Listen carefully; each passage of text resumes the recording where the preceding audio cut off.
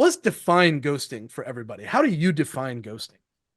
Yeah, that's where we need to start. And so for a quick background, I was in sales for 6 years. So I have been ghosted more times than I can count. I've stopped bothering trying to even keep track. It's just part of life. And then I've been in marketing leadership for the last 4 years. So I've been, sales and marketing for 10 plus. And I don't ghost salespeople now that I'm on the other side of the table. It doesn't feel right. But when I think about what is really getting ghosted, it's not a cold prospect who just hasn't responded to you.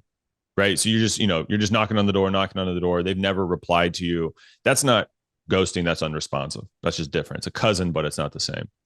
To me, getting ghosted is that I would call it about 3 weeks after you've already had a legitimate interaction with somebody. Now, legitimate, that's where it gets subjective, right? I think a no brainer is like a meeting. If I've met with you in Zoom, if I've met with you in person, and then you stop talking to me, that's getting ghosted. If we've Mm. had an email exchange of 2+ emails, I'm not going to say one. I think you need two, a real start of a conversation, and then you stop responding to me for 3 weeks. That's getting ghosted.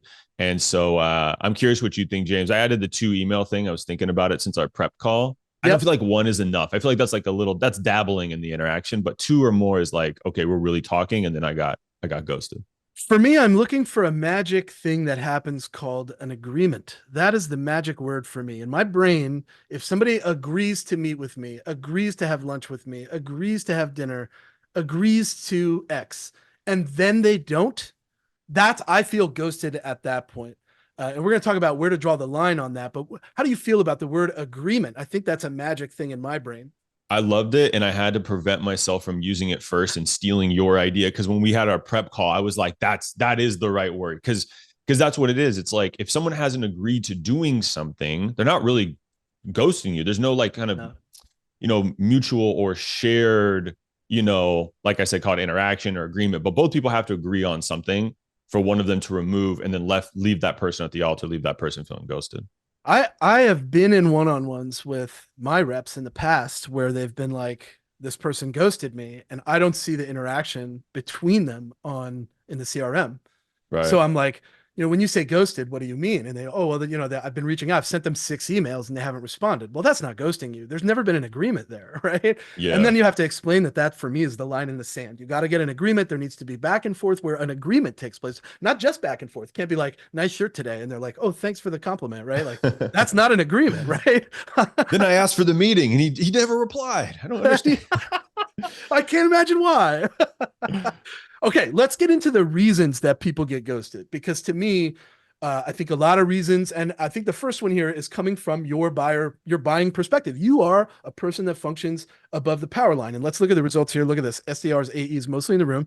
I believe they get ghosted more than any other persona out there. Customer success, less likely, I think, because they have existing relationships. There is a chance at renewal, back and forth that exists in the past. Talk to me about this no update. Why do decision makers tend to ghost people that they have a good back and forth with? So I will say real quick, I would say AEs or account executives get ghosted more. Okay. Now the reason being is there's more opportunity for agreements to be broken. SDRs, not discounting at all, but they're one. It's mainly the first meeting, right? You Mm. said you'd said we were talking, and then you said you'd show up or whatever. You ghosted me, or you said you didn't show up to the meeting. Now I'm chasing you. An AE has it from that first meeting all the way to the second meeting, the third meeting, the fourth meeting, the group demo, the proposal call, the closing, all those things. So I just feel like there's more opportunity to get ghosted. So I'll throw that out there. Because when I look at the slide though, too, James, like a lot of this stuff is more for like a true evaluation. Like there's actually like some momentum and things have happened. Later in the funnel. Exactly. So when I think of like why I become unresponsive, I don't want to say ghost, but why maybe I'm like always really quick to respond, then I take longer. Or as a seller, why I've been ghosted, and then when I hear back from people, it's usually just the person you're asking, they don't have any information. So there's nothing to tell you. And so they just ignore you. And the other thing that as sellers, we have to remember is this meeting, SDRs, or this deal for AEs is the number one thing on our priority list. The number one thing. It's all we care about. We log onto our computer, and that's what we're trying to get done. As a buyer, any deal that I'm buying, anything that I'm evaluating is never more than top 5. Yeah. There's way bigger stuff that I have to worry about. It's still important, but it's not number one.